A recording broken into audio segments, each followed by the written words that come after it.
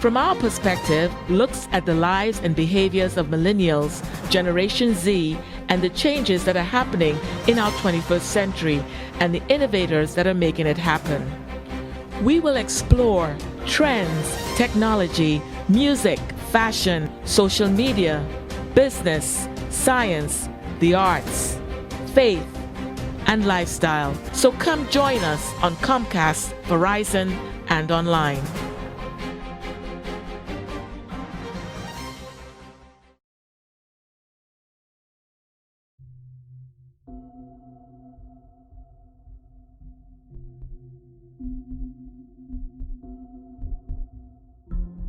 What do you believe is the reason for this growing trend, especially here in the United States now? It's 2021, and you're seeing Jitsu, I guess you can pronounce it, Jujutsu Kaisen, Demon Slayer, right.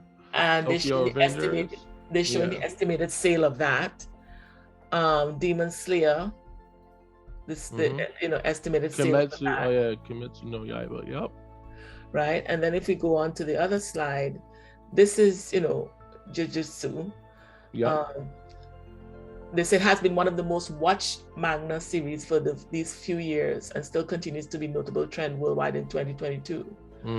The protagonist who gets a part of the king of the curses into his body, again, from my perspective, and working with young people over the years, I see a trend even more so now on the Western side, where a lot of people are getting into manga.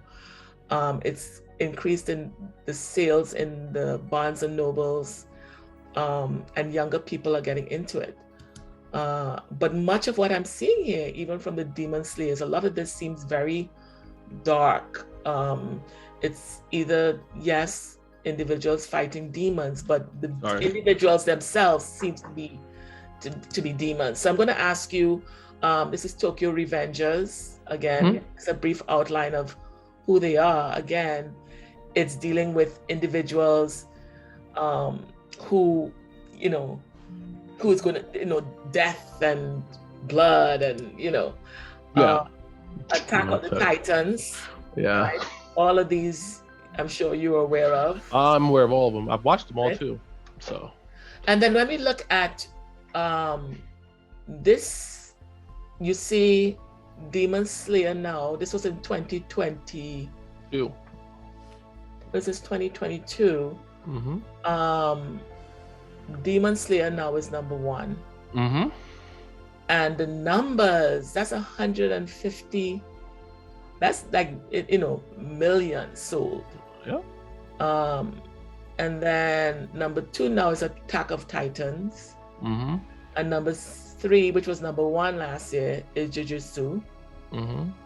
So, and this is sales. And then here we go to what? Oh yeah, I do know this. I just didn't remember what it was. I know it. Yeah. Again, this is an action comedy. This one seems not so much in the dark, but it's still vengeance. This person is fighting hitmen. To form a peaceful family with his wife and their daughter. It's a little different than the other ones. Than Chainsaw Man. I mean, okay. So as a, I am not a millennial. I'm a Generation Xer. And, this just seems a little bit not in the space that I can indulge. And I'm sure I would love to know the statistics of who are the ones spending $150 million on this. I know it's Generation Zs and millennials, etc. I'm sure there's also Generation Xers in there as well. But can you tell us what you believe is the reason that in the group that you have in your circle, what is the trend? What is the reason for that increase in trend in these? Well, I guess the simplest way to put it, right, is that you remember how at the beginning of this, I told you that anime just kind of pulled me in as a kid versus, like the comic books and all that other stuff?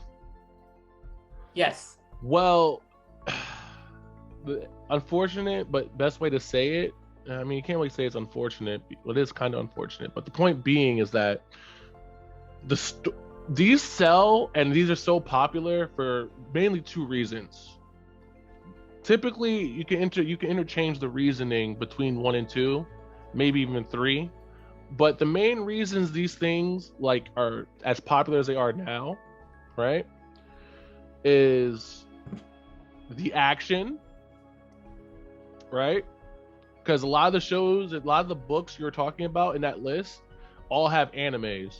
And for 2022, Demon Slayer came back as an anime. So during 2022, there was no Jujutsu Kaisen, which is probably why it dropped, because there was no more anime for it at the moment. They're going to come back, but they're not out right now.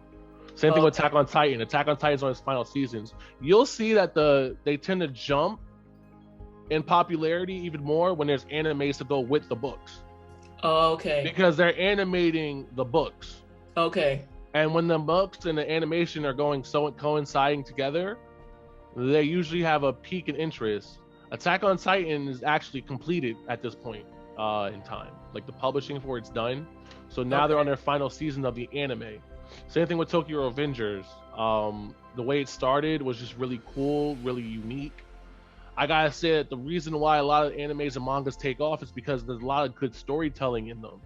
And also, even if they're as dark as they can get sometimes, there's usually a central piece of like this camaraderie and friendship that's kind of told to you in a way that's not like asinine. Like, you know, you don't feel like you're being preached to. Unlike how it used to be with, like, you know, G.I. Joe, Superman, Batman.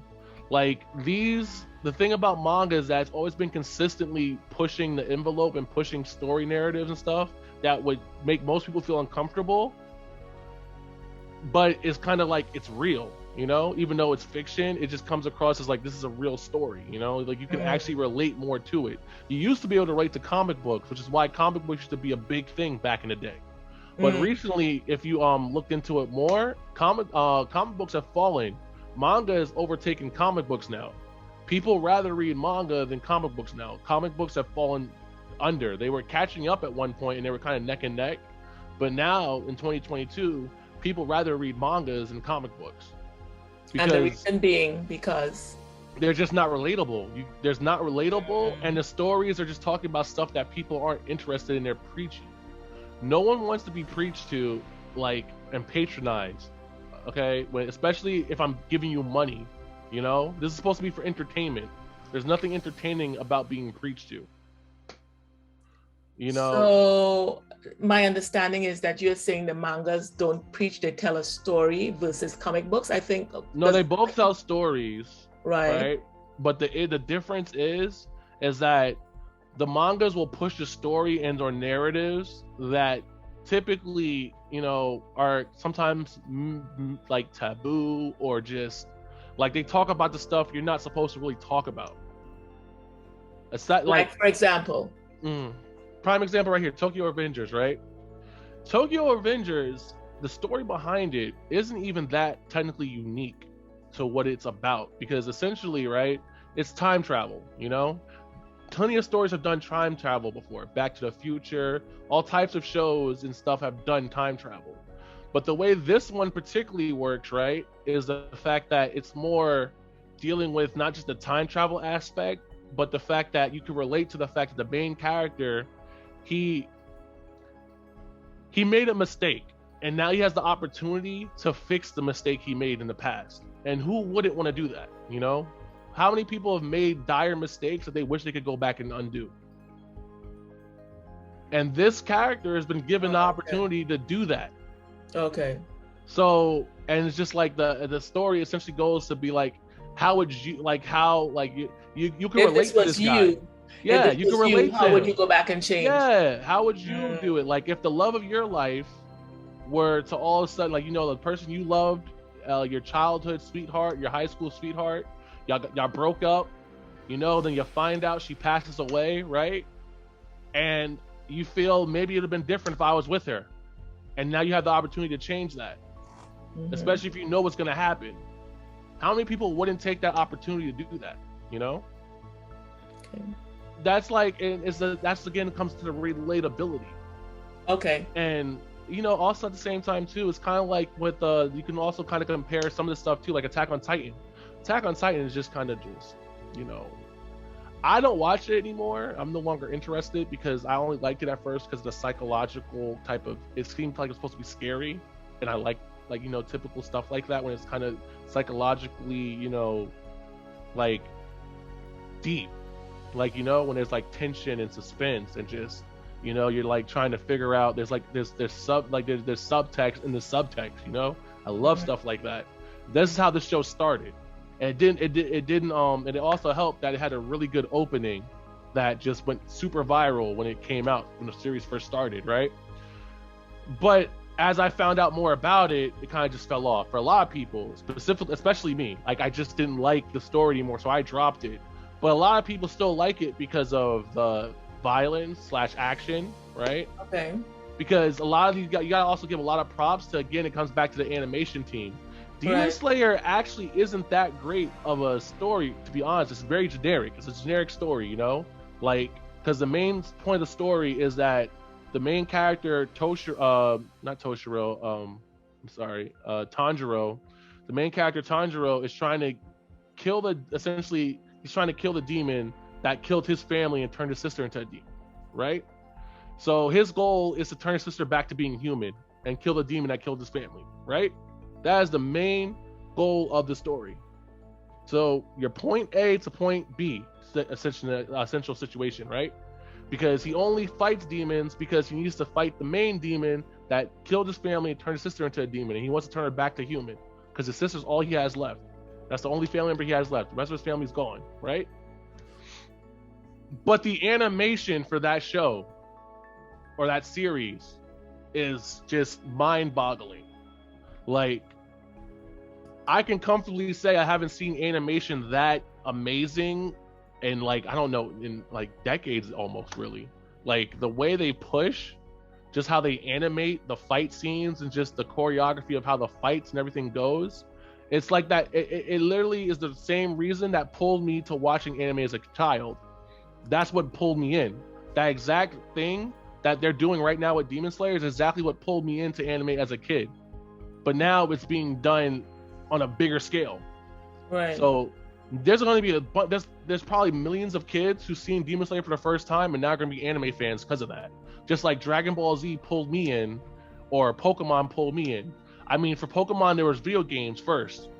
Dragon Ball Z was the fighting first, And that's essentially the same scenario with some of these new shows and manga series.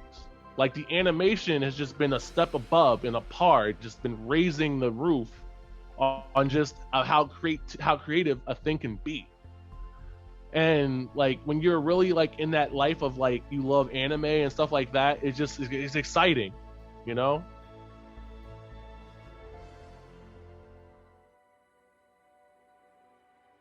This is for 2019. And if you look here, right, these are the top selling manga in Japan 2019. You have 21 and 2022. 2019, number 4 was called The Promised Neverland. Another dark story. Essential reference to it, and look, number 1, Demon Slayer Kimetsu no Yaiba. The series, I believe, just started at this point. Like, the anime around this time that's just come out towards the end of the year. There you go. Number 7, Attack on Titan. Right.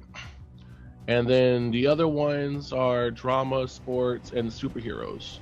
My Hero Academia is superheroes, but they haven't made anything recently, hence why they probably dropped in the ratings. Because during numbers in 2019, they were still kind of regularly on TV and stuff. But here's what I wanted to highlight: is that The Promised Neverland, another dark story, but another thing that could be relatable, right? Because essentially the premise of the story is, it was like about some kids in an orphanage that when they got to a certain age, they left the orphanage, but they thought they were getting adopted or going to a family at that age, but it turned out they were actually being sold off to another place. this was a very dark premise, and look how popular it was. But then it ended. And the ending wasn't that great. Like, the story had a lot of build up, and then it didn't finish with the build up.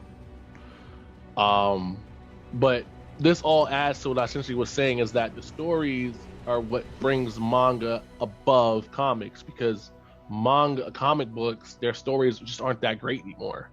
They're very pandering to an audience that doesn't even read comics, first of all. They're trying to get the audience or pull audiences and relate to people who don't read comic books in general. Typically, the people who helped push comics to where they were at their peak, they started ignoring, so pulling other people, and by that they were pushing out the people who originally liked the stories and liked the characters, and essentially start to bastardize a lot of the characters, whether it be Superman, Batman, or whatever. Right. So it's just like, this is what's happening now. Now manga's taking over, because everything is like, essentially is like the perfect storm. The animations are on point, so that's the comics. So because comic books are getting animated too, but they're not historically good with their series, whether it be live action films. They're starting to get better now, but the live action films are still not that great. Some of them are good, some of them are hit and miss. It depends. But anime is killing it everywhere. Anime and manga, the stories are good, the animation's good. What left can you ask for? They're getting video game, and the video games are typically good for the most part. Okay. If the video games are subpar, they're still beating them in animation and quality of the overall story. Right. Interesting. So what we can say, wrapping up now, is that in this space, there are individuals who really get involved in this, and the fact that they have to create all these different platforms. You talk about anime, you talk about the books itself, you talk about the TV shows, you talk about the games. It's and that's not only in the space of manga, but I think it's in the space of everything, because now we know entertainment with brands. Even now, you talk about celebrities, when they promote themselves, but then they have to have the perfume line, they have to have the clothing line, then they have to have this niche social media preference. Then the ones who are older, everybody has a cooking show. So you want to be able to. What you're finding in this space of commercialization, entrepreneurship, business, catering, content creators, everyone is getting into that whole thing of not just being in one space, because even content creators, as you know, is merch. They push merch, or they are used as influencers for another brand, because the brand's realizing now that they have so many followers, let's use them to speak on our brand.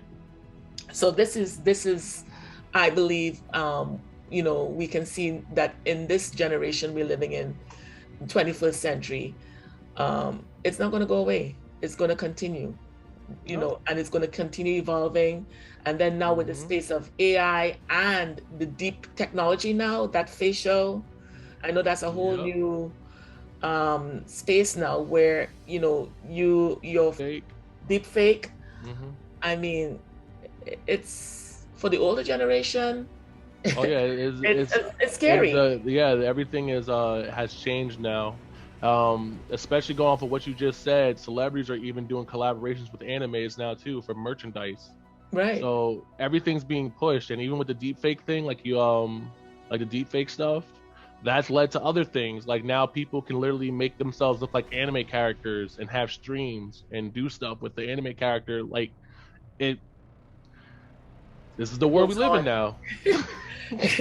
It goes on and on and on and on. Well, thank you so much, Mr. Jelani Scipio, for being on From Our Perspective. You have Thank you for having me. And hopefully we can do another collab. Of course. Shows what can happen in the near future. Again, thank you for your time, and we wish you all the best. Thank you. Bye. Bye.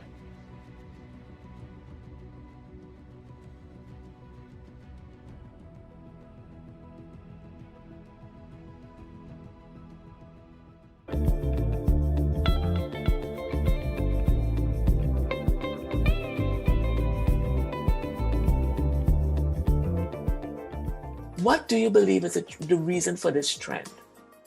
Why young people are so caught up with the fantasy world? One of my beliefs in reference to comics is because people are not so involved in reading long chapters and novels in that genre. So the comic books tells a story, and it has the pictures, it has the images, you can get lost in it. And then of course it's a series. So when one series is ended, you're looking forward to the next series. That's a trend that's also been happening in media, in reference to box sets, in reference to video streaming, where we now have series, movies in several series, a box set of 6. People are looking forward to the next part 1, part 2, part 3. I believe that's a factor. But what do you believe, Miss Monroe, as to what may be causing this trend uptake? Could be a couple of things. I think without the COVID season, generally young people, I'm assuming the group is probably between maybe 12 and 18. I could be wrong, but I know that's a difficult time in any young person's life. You're changing from a young person into an adult. You're facing a lot of things physically, emotionally, even at school, peer pressure, a lot of things they face at once, and the COVID-19 is not helping right now. So I believe they're looking for hope, for victory in areas of their lives, and they can live it through these comics. I'm assuming that, they're waiting for that part of the series where the victory is won, where the dragon is slain and good reigns over evil, and that their hope is restored. Because that's another thing in today's world. I believe now it's a lot of effort needs to be put into keeping hope alive, because that's something I did want to discuss, which hopefully I get a chance to do that a bit later. So I think they see hope. They can see what they want to accomplish through these stories, these comics. And another thing I notice about comics, and the animation, is the animation can be done in such a way that the human body can't do. So it can take it to another level and help them to, I guess, live out that fantasy that they hope to see. But I believe they're, again, looking for something positive in their lives, something to help them keep their heads above waters as they mature from adolescents into teenagers and then young adults. And I think that's a very good insight, perspective-wise. Another factor, I believe, is also a lot of the characters in these books who are fighting the evil are usually individuals who have a flaw. And I can see those individuals who may be bullied or don't feel very confident in themselves, see themselves in that character. And here, this character is a hero because he may have a special gift, or he may have a special supernatural power that's magically given to them. And this is something also to young people, I believe, may be looking for in reference to, if they had that, then they could overcome possibly the bullies, or they can overcome their life circumstance, which may seem humdrum. But there's also a dark side.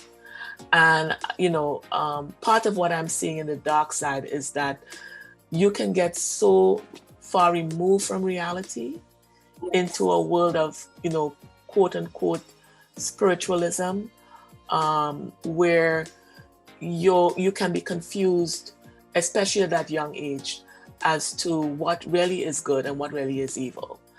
And what do you think about that? Yeah, I agree totally. And then you shouldn't have to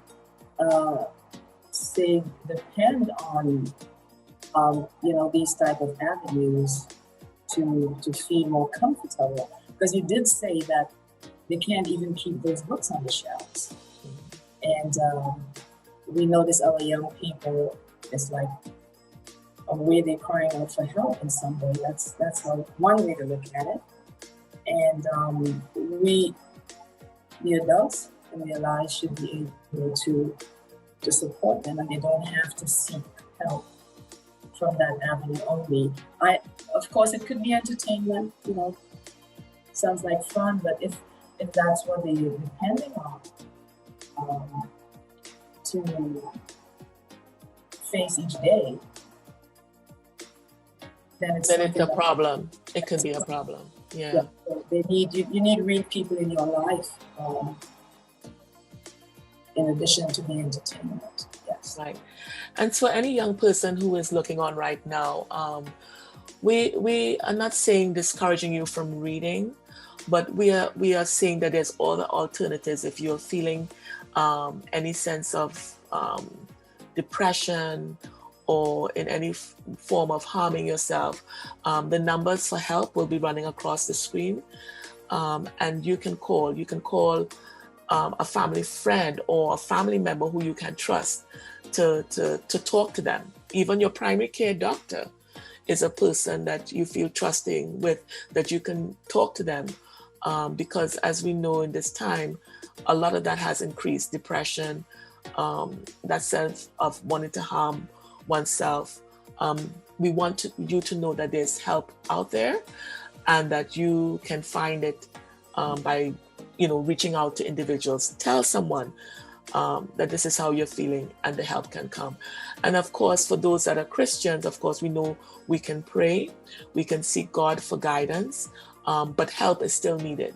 So even though we are praying, you still need to have someone, a church member, a pastor, your youth counselor, someone that you can trust. You still need to reach out to that alternative means of connecting, so that you can get that help.